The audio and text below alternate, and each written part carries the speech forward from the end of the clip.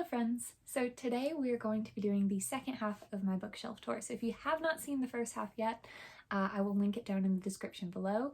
In the first half we go over all of my fiction books, excluding my Lord of the Rings and Harry Potter books, which we'll be starting with today. And then we will cover my poetry and nonfiction. So if you would like to watch that one first, feel free. Otherwise, if you're have already seen that one, then welcome back. It's nice to have you here again. So yeah, I also in the first video I explained how I sort my books and what bookcases I have and things like that. So, and just like in the first one, we're not going to be going over any books that I have not yet read. I was going to do my TBR video like this month. However, some of the footage accidentally got deleted or corrupted or something, so I really just don't want to re-record all of that right now, honestly, because I have a lot going on with work. And so I think that probably the TBR video will just have to wait until, like the physical TBR where we go over all of the books I own and haven't read yet. I think that'll probably just have to wait until like, at some point this summer, something like that. But yeah, that's really all I have to say. I'm not going to ramble on, so we're not here for forever. I hope that you enjoy the video. So now that we're done with the rest of my fiction books, we are going to move on to my sort of series collections that I separate from the rest of them. So the first are my Temeraire books, which are spread over 2 shelves.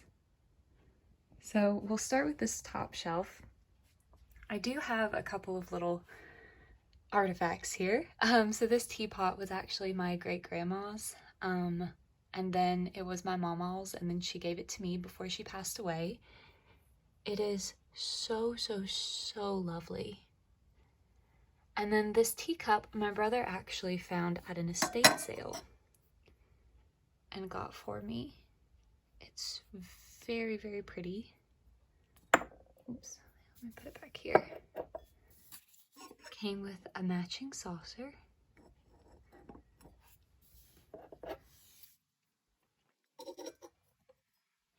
And I have this little sake cup that, who gave this to me?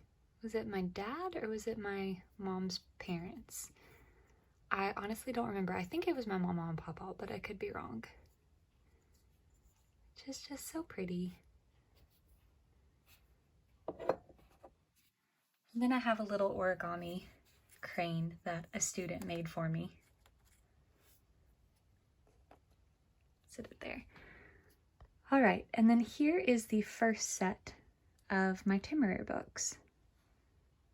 So the first 2 books I have on here are actually UK first editions published by Voyager. So I guess I should say Temeraire is by Naomi Novik. This is the first book in the series. In the UK, it's called Temeraire, but in the US, it's called His Majesty's Dragon. So you'll see both of those titles. And I also have the UK first edition of Throne of Jade, which is the second book in the series. I have actually 2 copies of the US first edition of Victory of Eagles, which is book 5. These are published by Del Rey. The reason I have 2 copies is I bought 1 copy online because I saw it for very cheap. And then my mom actually gave me this one for, I can't remember if it was my birthday or Christmas. My birthday is in December, so sometimes the presents get a little muddled as to what I got for what. But the reason that she got me this is because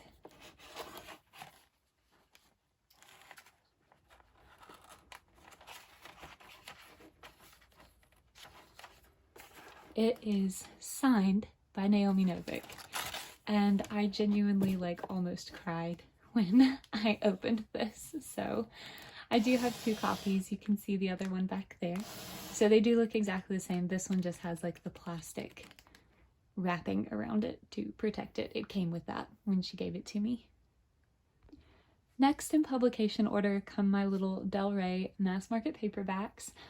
So these are the ones that I actually bought originally and read from. So we have His Majesty's Dragon, Throne of Jade, Black Powder War, Empire of Ivory, Victory of Eagles, and you may have noticed that the cover art style has changed. It's going to change a couple of times in these mass markets, and I'm not sure why. I mean, all of the designs look cool. Like, I'm not saying that any of them don't. I just don't understand the inconsistency. Tongues of Serpents, Crucible of Gold, Blood of Tyrants, and League of Dragons, which is the 9th and final book in the series. I also have this bind-up of the first 3 books in the series published by SPFBO? No, SFBO. Whoops. SFBO, and it's called In the Service of the King. Then down one is my second Temeraire shelf, which looks like this. And I have over here this little carved ox pulling a cart. So my dad gave this to me. His dad bought it, I think, in Vietnam, if I'm remembering correctly. I think it was Vietnam. It's very, very cool. Kind of chipped up and beaten up. It's quite old, but we're gonna move that. And over here, I just have a little candle in a candle holder, a jar with some little origami stars that I made, and a cloche with some seashells, a sand dollar, and a skull, which I think is a possum skull. I'm not really sure, and it's missing quite a few of its teeth and its mandible. I think it's a possum skull, but I could be wrong. My dad found it, so. All right, and then here are the books. So first on this shelf is this lovely set by Harper Voyager. They actually went back to the original cover art from the mass markets. So not like the original from the first editions, but the mass market cover art, and then they stayed consistent throughout. And these are, it's either UK or Australian editions. So it does call the first book Temeraire. So here we have that one. Throne of Jade, Black Powder War, Empire of Ivory, Victory of Eagles, so you can see no cover change, Tongues of Serpents, Crucible of Gold, Blood of Tyrants, and League of Dragons. Then I have yet another bind-up of the first 3 books. So this one is called In His Majesty's Service and was published by Del Rey. It also contains an extra story called In Autumn, a White Dragon Looks Over the Wide River, which follows one of the side characters from... Well, would she be a main character? No. She's kind of an antagonist, so you get to see a story kind of from her perspective. Then I have this really, really pretty set that was published by Del Rey actually last year, I think it was. They published it in sets of 3 books every few months, and my mom slowly picked them up for me and collected them to give me for my birthday. So you can see they make a picture on the spine, and they spell out Temeraire down at the bottom. So here's the first book, His Majesty's Dragon, and one of the things I love most about these editions is not only do they have different dragons that are relevant to that particular book, but the location at the bottom is also very important to what's going on in that particular book, which I just think the detail is exquisite. It's so beautiful. I love them so much. Throne of Jade, Black Powder War, Empire of Ivory, Victory of Eagles, Tongues of Serpents, Crucible of Gold, Blood of Tyrants, and League of Dragons. And the last book in my Temeraire collection is Golden Age and Other Stories. So this is a collection of short stories that Naomi Novik wrote inspired by pieces of fan art that were done by fans of the series. So she like compiled different pieces of art. I'm not sure if people had to like enter them in a contest or she just picked some or how they were chosen. But for each one she wrote a short story. Some of them could be considered canonical and then some of them are very much not. Like there are some AU ones in there, alternate universe. So it was fun to read though. It's just kind of a really neat idea, honestly. So as you saw earlier, on the opposite side of the room from my big Billy bookcases, I have a built-in shelf. So this is where I keep my Lord of the Rings and Harry Potter books. So I'll give you like sort of an overview.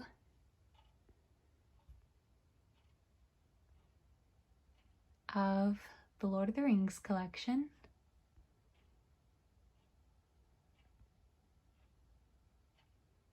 And we'll go over the knickknacks for this one kind of as we go, since the shelf is quite long. So first I have this box set of the main trilogy of the Lord of the Rings. If you don't know, the Lord of the Rings is written by J.R.R. Tolkien. But let me just show you the box, because I think the art on it is very, very pretty. So this set is published by Houghton Mifflin Company. So we have The Fellowship of the Ring, The Two Towers, and The Return of the King. Then this edition of The Hobbit was also published by Houghton Mifflin Company, and it comes in this slipcase. So it was in the plastic when I bought it, and I just kind of slit the plastic down the front so I could get the book out. But here is the book. I believe that this is actually like a reprint of what was originally some sort of like, I think it might have been an anniversary edition, I'm not sure. This one is not. This is a reprint of that earlier edition, but it's still very cool to have, and it's got speckled page edges. This is the Folio Society edition of The Hobbit, so it does come with a slipcase. And then the book looks like this. And this was my original copy of The Hobbit. This is the Del Rey mass market paperback. And I have matching editions of The Silmarillion and Unfinished Tales, The Lost Lore of Middle-earth, both of which were edited by Christopher Tolkien.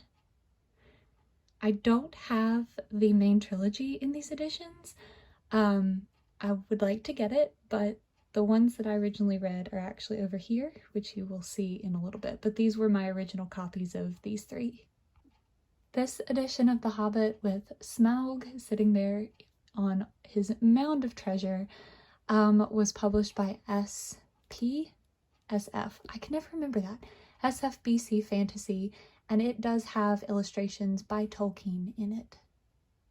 And then I have this ridiculously sized edition of The Hobbit, also with Smaug on the front.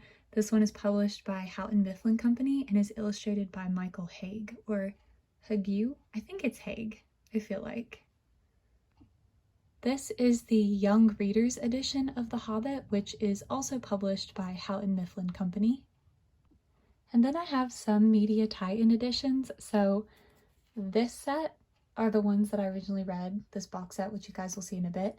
And I found out many, many years later when I was actually at a used bookstore near my school when I was in my master's program that there are different editions of these.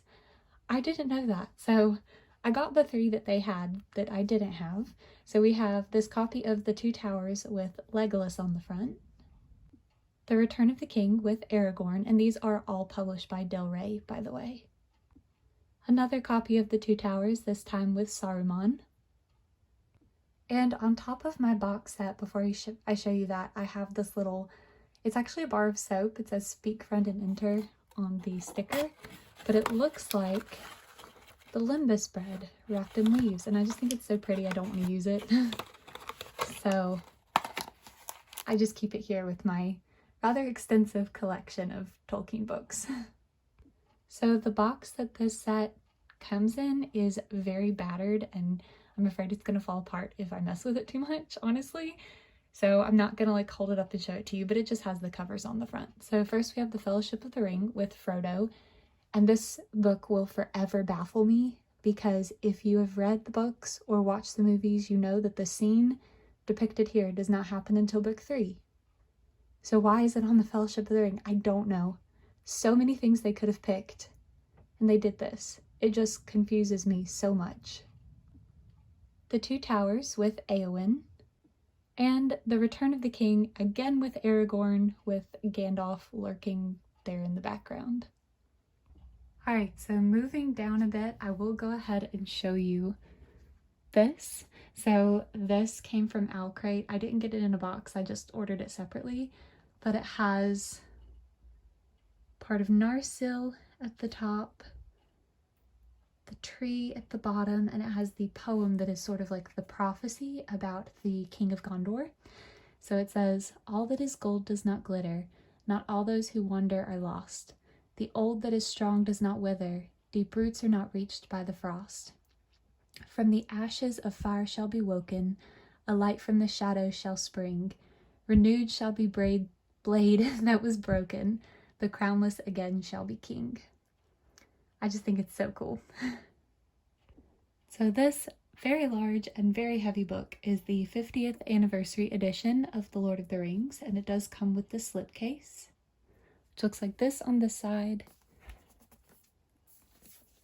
and like that on the other side. And then here is the book. It does have gilded edges and a ribbon bookmark and some really cool maps inside, like very large maps.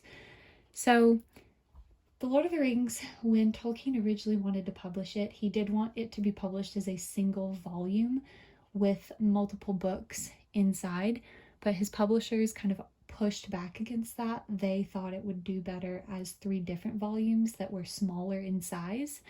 So it does still have the different books inside if you read the series, but traditionally it has been published as a trilogy.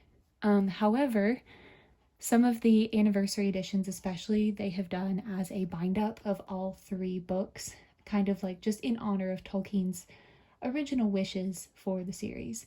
And I'm sorry, I'm getting a little out of breath because I can't really breathe very well through my nose right now, so I apologize if I sound at all like I can't breathe, because I can't. Next is this set published by Houghton Mifflin Company. So here is The Two Towers and The Return of the King. I don't have The Fellowship of the Ring in these editions. I did find these 2 at a used bookstore, but they did not have the first one, so I am kind of on the hunt for a matching copy of Fellowship. This edition of The Hobbit was published by Houghton Mifflin Harcourt, and it looks very similar to an anniversary edition, but this is not the anniversary edition. I actually got this one and the first box set you guys saw because those are the editions that fit the Nerdy Ink dust jackets, which I have bought.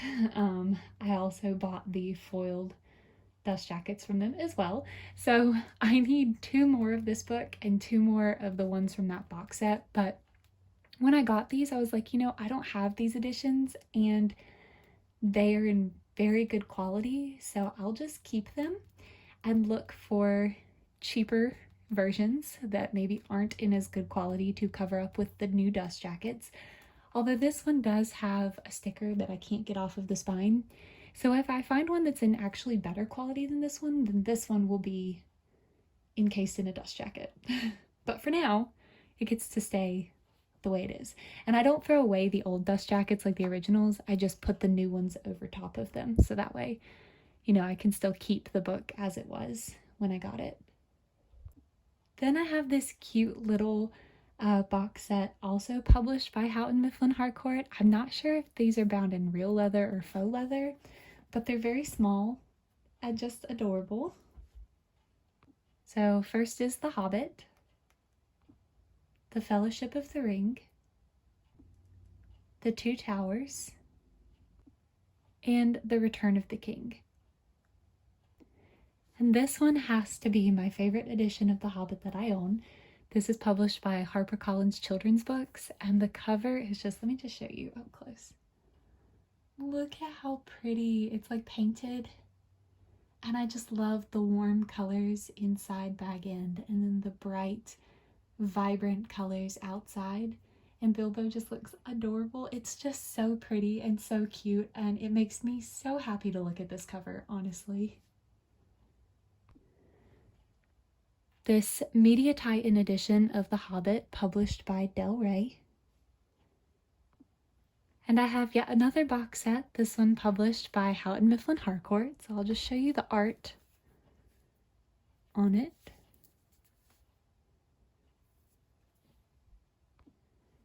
And I just think the art on these covers is just absolutely gorgeous. So here's the Fellowship of the Ring, the Two Towers, and the Return of the King. And may I just say, while they are lovely and beautiful books, this is the most difficult box set to get the books out of and back into the box. It is awful. But again, they are just wonderful to look at, just a pain to get in and out of their box.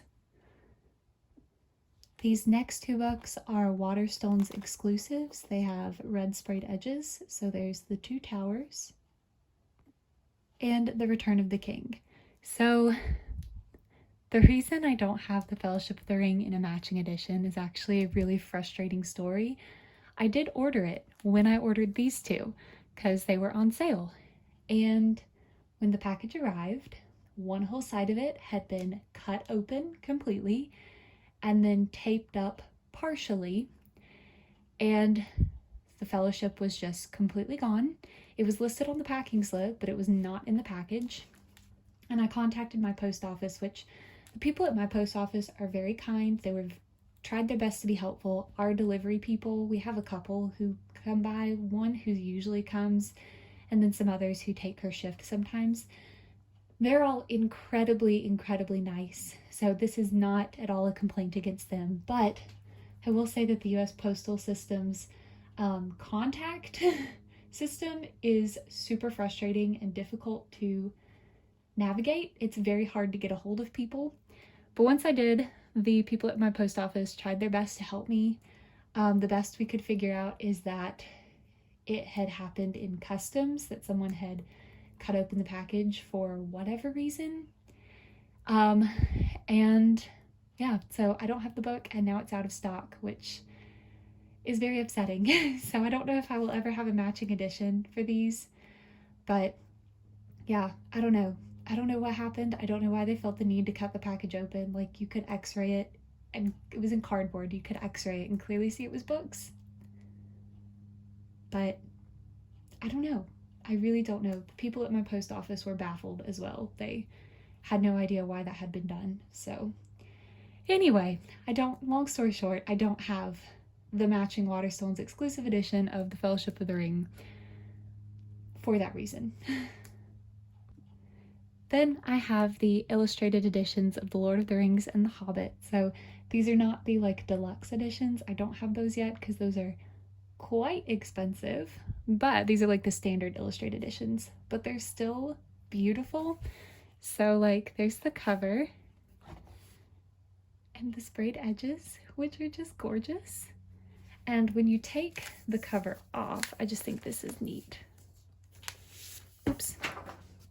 I'll pick that up. I should go ahead and say, it comes with maps, but it's got a cutout on the slip cover, or not the slip cover, the dust jacket.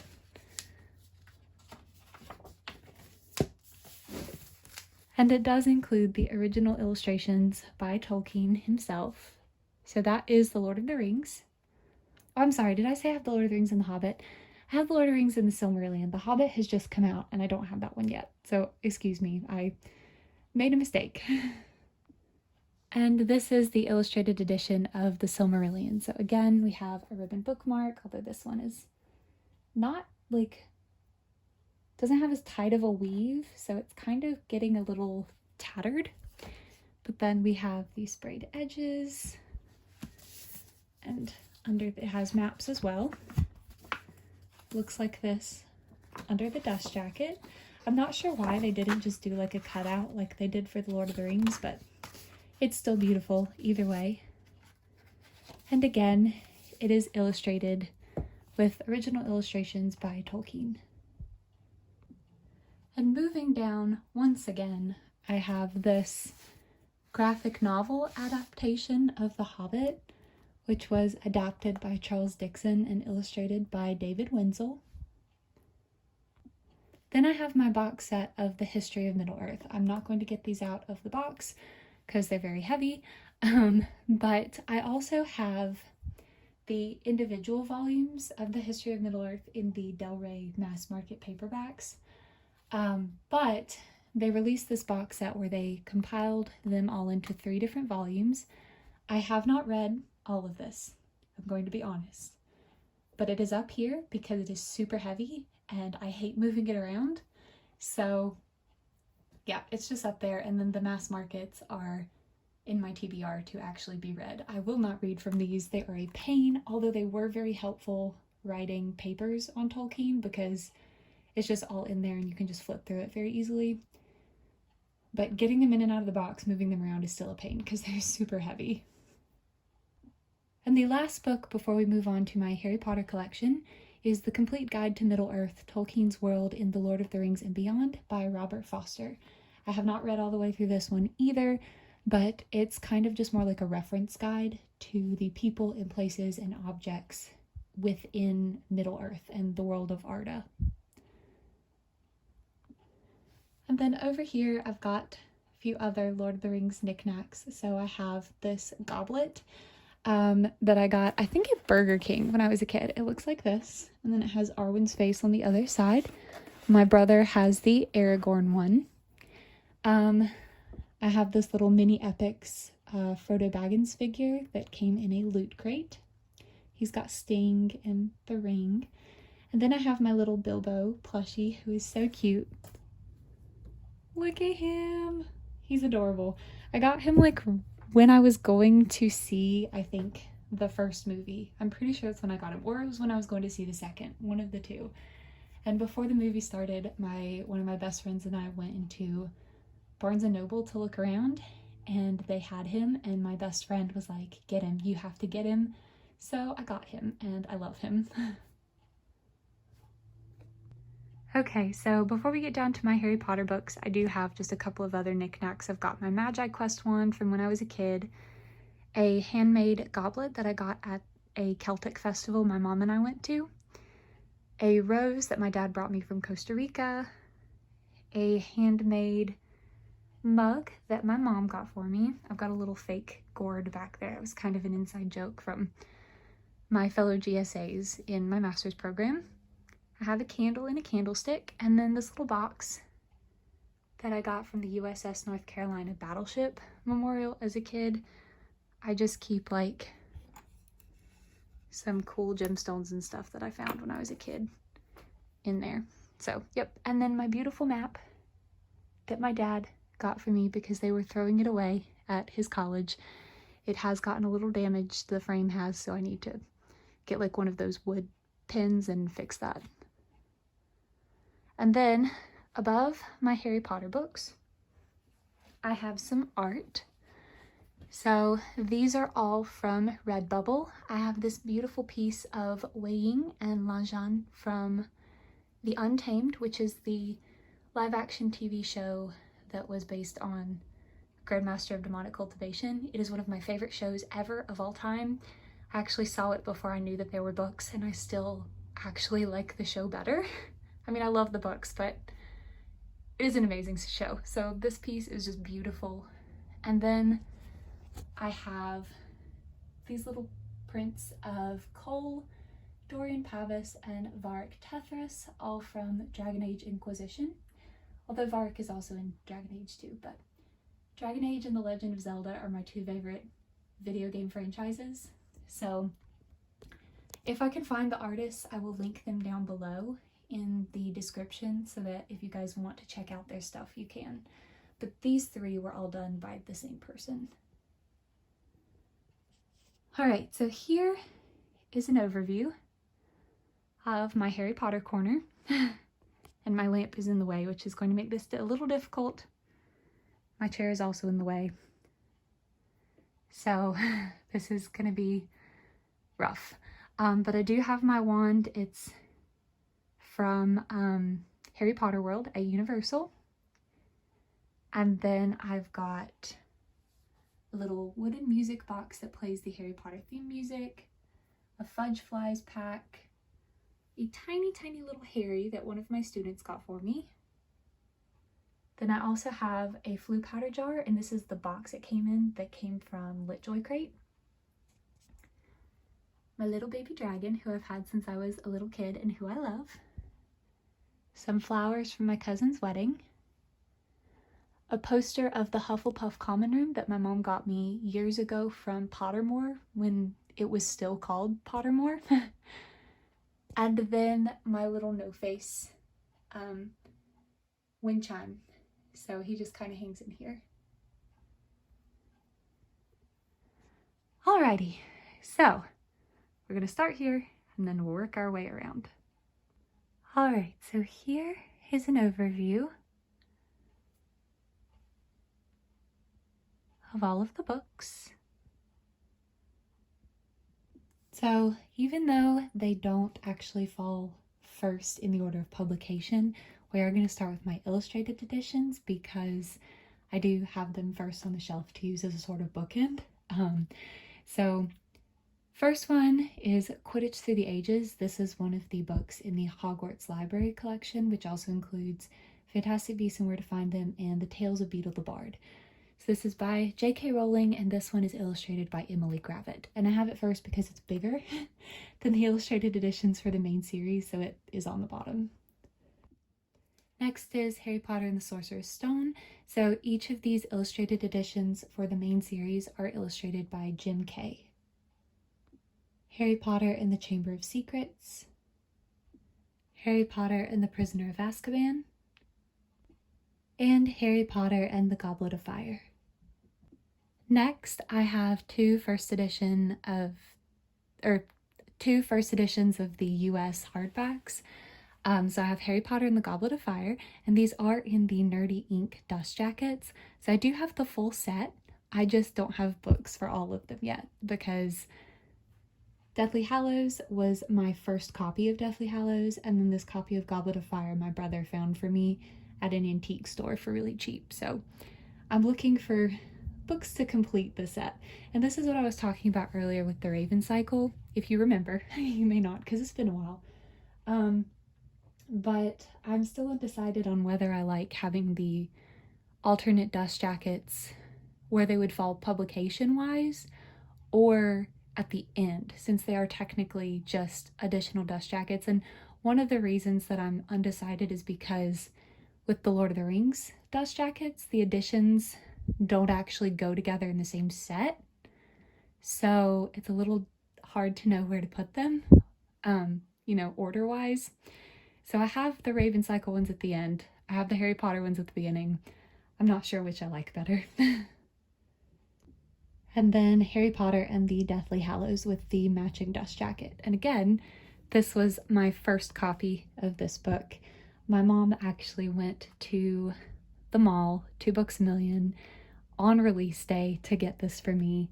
It was so, so sweet. Complete surprise. So, and I do have the original dust jackets underneath both of these alternate ones. Oops. Here is a box set of hardback Harry Potter books that I have. So these do have the original US covers, and they come in this cardboard trunk as if you're going to Hogwarts. Oops, the top fell. Hold on a sec. There we go. Okay, so I'm not going to take these out because they are the same covers as the paperbacks that you're going to see in just a few minutes, but they are all either first editions, first US editions. I mean, they're US copies, so they're all first US editions, but they do have the original covers. And then over here is a little sticker pack that you could put on the trunk, but I just keep it in there. Then I have the US paperbacks. So this is Harry Potter and the Sorcerer's Stone, and this one is not my original copy. It got something nasty in it and had to be thrown away, so this was a replacement copy. That is still quite old. I still got it when I was a kid, but it's not the first one I had, so it's not as tattered as the rest. Harry Potter and the Chamber of Secrets. Harry Potter and the Prisoner of Azkaban. Harry Potter and the Goblet of Fire. And then I actually have 2 of the US paperbacks of Harry Potter and the Order of the Phoenix. This one I found on sale at Kohl's for $5 a few years ago. And the reason I got it is because here is my original copy. It is split completely in half. The front cover is missing because, and also most of the spine. If you've read the series, you know what happens in this book. I got so upset that I did something I've never done at another moment in my life ever, and I threw the book. I was in middle school or late elementary school, and I got so upset and I threw it and it ripped in half, and after that, I mean, the cover was just done for. So that's why I have a second copy.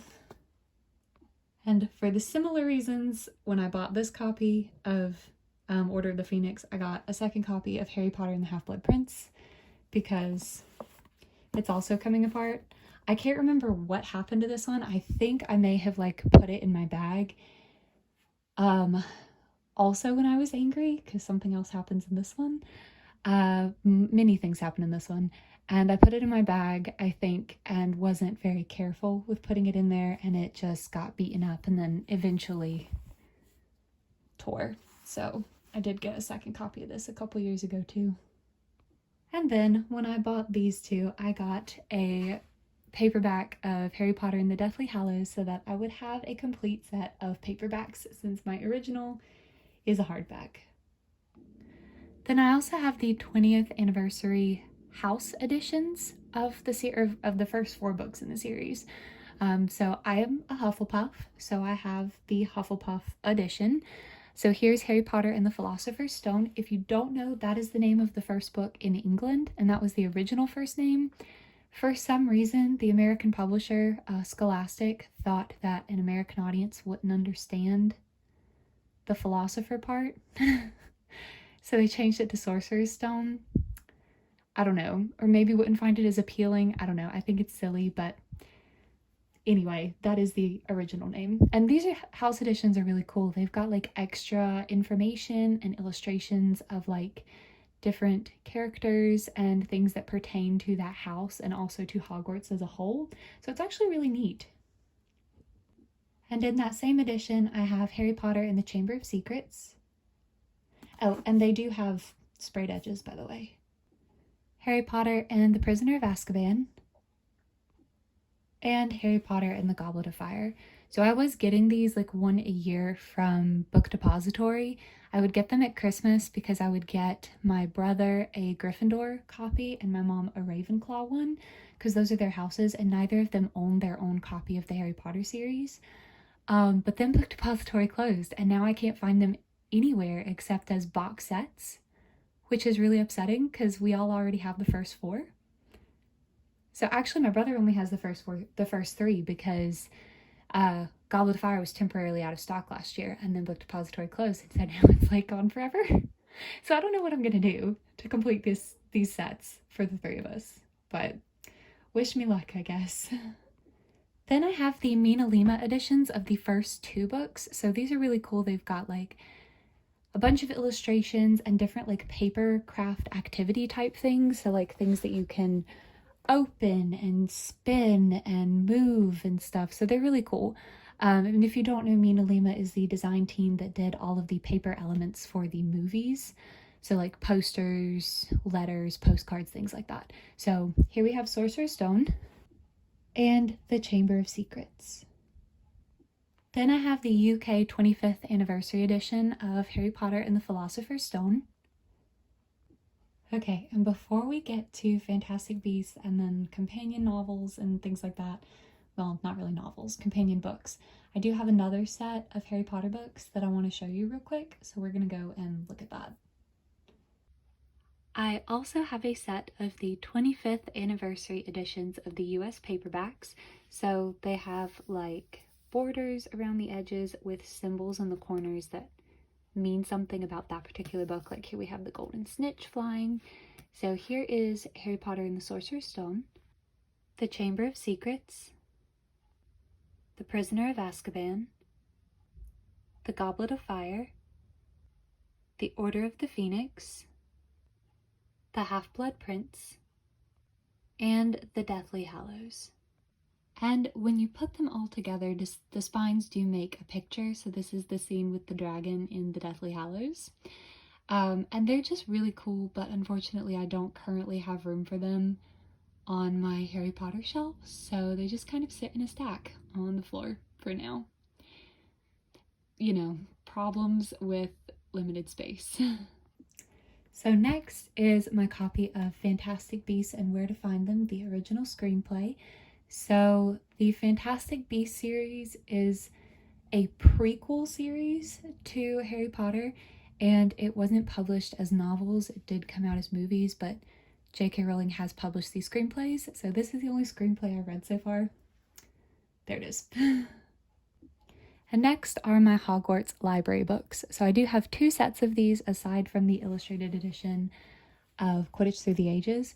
So first I have this box set. So this is what the box looks like. And inside I have Quidditch Through the Ages, Fantastic Beasts and Where to Find Them, not to be confused with the plot from the movie, and The Tales of Beedle the Bard. So if you don't know, the Hogwarts library books are essentially like real world versions of books that they encounter in the series. Like Fantastic Beasts and Where to Find Them is one of their textbooks, and The Tales of Beedle the Bard is a collection of wizarding fairy tales and, you know, just different things like that. So these particular editions in this box set are really cool because they have like, well, I don't know that this one does, but the Quidditch Through the Ages and Fantastic Beasts have little notes scribbled in them as if Harry, Ron, and Hermione, especially Harry and Ron, because Hermione doesn't do Facebooks, but as if they were writing notes in them. And like Quidditch Through the Ages has a fake library card in the front with like characters' names who have checked it out, things like that. So it's just really neat little touches. Then I have this set, so Quidditch Through the Ages, Fantastic Beasts and Where to Find Them, and The Tales of Beedle the Bard. Then I have some companion books, so this is Newt Scamander, a movie scrapbook. And I have this tiny little Insights edition book called Hogwarts, or Inside Editions, and it looks like this, and it just has little photographs and descriptions of characters and places within Hogwarts School. And I have some books published by MuggleNet, which is a fan-run Harry Potter website. So this is the unofficial Harry Potter Bestiary, the unofficial Harry Potter Character Compendium, and the unofficial Harry Potter Spellbook. And then over there on that little corner shelf, underneath my Floo powder jar and my Harry Potter Trivial Pursuit game, I have a couple sort of oversized books. So I've got 2 magazines that came out for the 20th anniversary of Harry. So we have Newsweek and Time. Harry Potter, A Journey Through a History of Magic. So this was published with the British Library exhibition. I did not go to that. I don't live in England and I was not able to go, but I did get this book. So it does contain photographs and descriptions of a lot of the artifacts that they had in that exhibit. The official Harry Potter baking book by Joanna Farrow. And Inside the Magic, The Making of Fantastic Beasts and Where to Find Them by Ian Nathan. Now that we are done with all of my fiction books, we're going to move on to my nonfiction. So my first shelf is my poetry books. So I do have this stack of poetry books that I haven't read yet, some of which I've read parts of, but not in their entirety. And this little box of note cards. So I took a poetry writing class in my master's program, And one of the things that we had to do was every day write a poem on a note card. So these ones you can see kind of separate. I've written on those, and then those are just blank. And then I have a little trinket dish shaped like a bunny, which I love. It's got some keys to some different things, and then 2 little antique keys that I just think are cool that my brother found at like an antique sale. I have my little anatomy figure drawing man. Then I've got some art manuals that my dad found they were throwing away at the college where he did electrical work. So I am missing volume 1, but I have volumes 2, 3, and 4. I'm not going to show them to you because they are like for a figure drawing class. So the people inside are not really wearing clothes. But they are very, very cool, and I'm very into like art and stuff. So they're quite old. Like I said, they were being thrown away, but I still think they're neat. Then I have my Pawpaw's pocket watch there, and one of my Pawpaw's knives. So after he passed away, the knives all went to my brother, except my 2 cousins and I were each allowed to pick one that we wanted to keep, and this was the one that I chose. So I just keep them here. They make me kind of sad, but also happy to look at. So yeah, okay. And then these are the only poetry books that I've read in their entirety, so we'll just go through them really quickly. I think I mentioned this earlier, but I do sort my poetry books by author's last name, just because I feel like poetry collections are often very reflective of a person's life or their struggles, their emotions, so I feel like they should be kind of kept together. And then at the end, if I have any anthologies that contain works by multiple authors, I sort those alphabetically at the end. So first I have Calling a Wolf by Kaveh Akbar, Heliopause by Heather Crystal. This is a collection of T.S. Eliot's poetry, so this is collected poems 1909 to 1962, and it was missing the dust jacket when I purchased it, so I have no idea what the actual book with the dust jacket looks like. This is the only way I've ever seen it. Whereas by Layli Long Soldier. And lastly, the Folio Society did these seasonal collections, so they are anthologies with poems and little bits and pieces from novels that represent the different seasons. So the only one that I've read all the way through is Summer. I do have Spring, Autumn, and Winter. I've only read parts of those though. So the next shelf down are my regular nonfiction books. So these are books that tell some sort of story. And they are sorted. I've got any books that I consider like history or biographical, and then I have some books on writing at the end there. And then I also have the matching bookend to the one you saw earlier. So first on this shelf is A Door in the Ocean by David McGlynn, and much like the T.S. Eliot book from earlier, it was missing the dust jacket when I bought it. All Creatures Great and Small, which is the first book in the series of the same name by James Herriot, and either my mom or my friend spilt a drink on it, unfortunately. Anne Frank, The Diary of a Young Girl, written by Anne Frank. Ed Sheeran, Memories We Made, Unseen Photographs of My Time with Ed by Christy Goodwin. The Invention of Murder, How the Victorians Reveled in Death and Detection and Created Modern Crime by Judith Flanders. Leonardo, The Complete Paintings and Drawings by Frank Zollner. So I actually got this. Books A Million used to do this thing called Penny a Page Day, where if you went into the store, you could buy any one book and it would cost like a penny a page. So however many pages it was, that many pennies. So you could get very expensive books like this one for really, really cheap. I don't know that Books A Million does that anymore because I haven't seen anything about it in years, but they should bring it back because it was amazing. The Letters of J.R.R. Tolkien, edited by Humphrey Carpenter and Christopher Tolkien. Little Princes, One Man's Promise to Bring Home the Lost Children of Nepal by Connor Grennan. My Bright Abyss, Meditation of a Modern Believer by Christian Wyman. Mystery and Manners by Flannery O'Connor. Narrative of the Life of Frederick Douglass, an American Slave by Frederick Douglass. Night, which is the first book in the Night series by Elie Wiesel? Wiesel? Is it Wiesel? I'm not sure. I used to know how to say his name. Notes from No Man's Land by Eula Biss. Spooky North Carolina, Tales of Hauntings, Strange Happenings, and Other Local Lore, which is part of what I call the Spooky series. I'm not sure if that's like the official name or not. But the stories in here are retold by S.E. Schlosser, and it's illustrated by Paul G. Hoffman.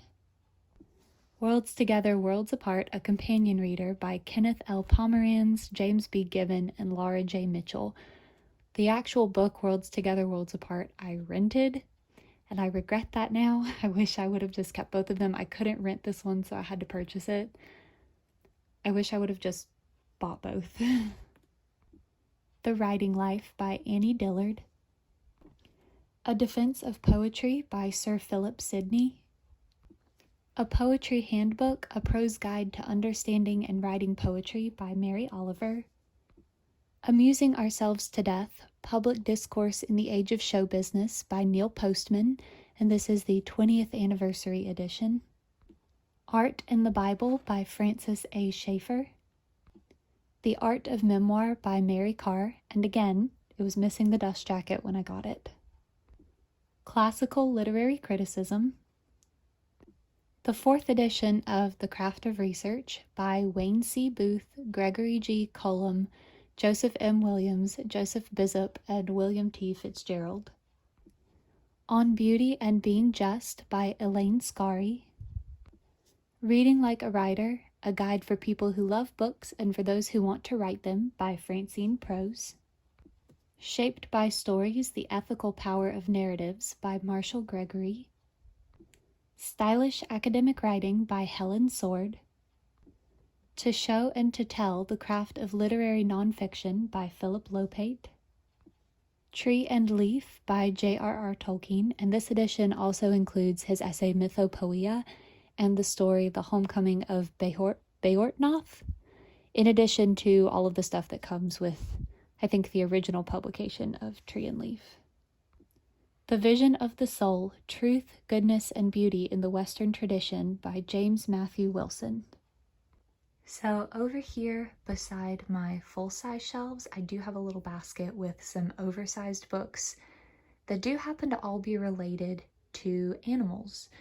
2 of which I've had since I was very young, and this one in the front, which is newer. So I will go through those really quick. So first is Animal Exploring the Zoological World. This is published by Phaidon Press.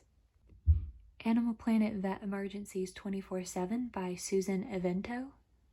And The Complete Book of Cats by Colin Dempsey. Alright, so on this bottom shelf I have my reference books, some game manuals, and then a few of my cookbooks. I also have some art books here that we'll look at. So this stack, the vertical stack back there, are all unread books that are kind of oversized, so I just stack them up here. But I have my little sleeping garden dragon, who is in here for now, and a little truck bank that I've had since I was little. It's got a lady on one side, the guy on the other.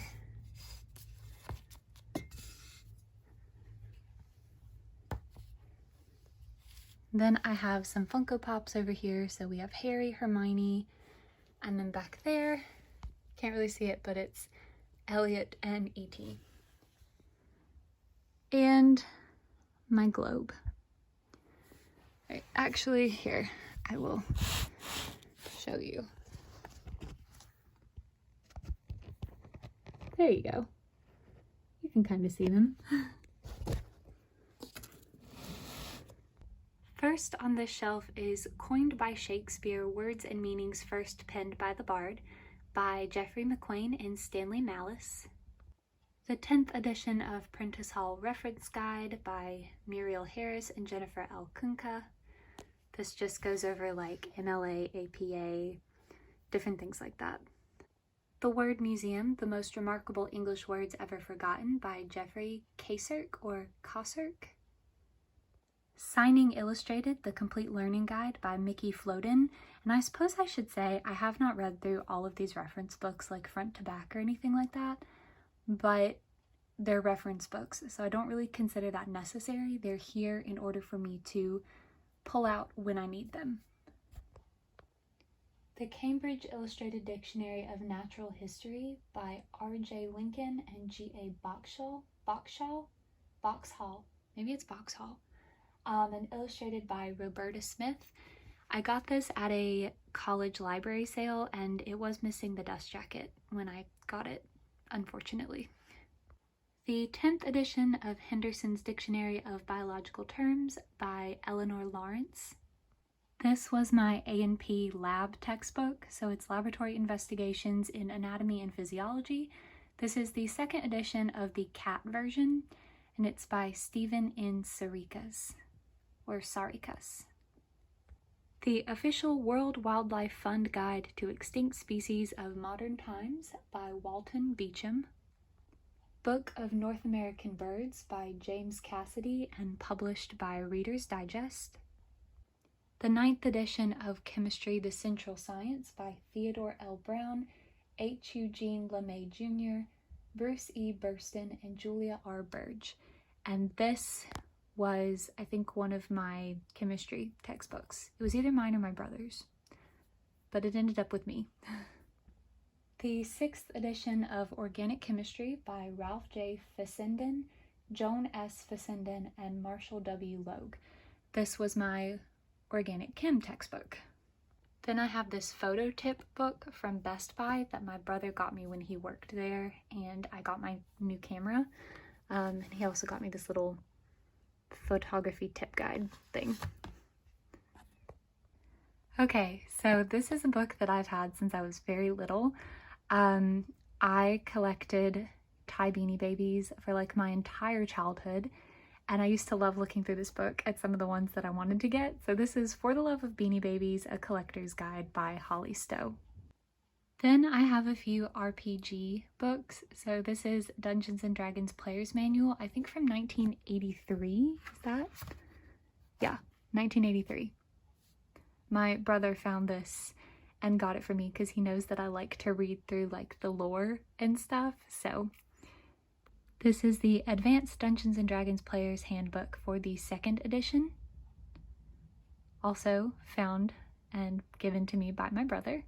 And then the current Dungeons & Dragons Player's Handbook. What are we on? 5th edition? 6th edition? I don't remember right now, but I'm pretty sure this is the current one. I don't think a newer edition has come out at this point. Then I have some of my cookbooks. So I have a couple downstairs in the kitchen. I'll go grab those after I'm done with these. But the first one is Cook Anime, Eat Like Your Favorite Character from Bento to Yakisoba by Diana Alt, and it's illustrated by Nero Hamui? I'm not sure how you say their name.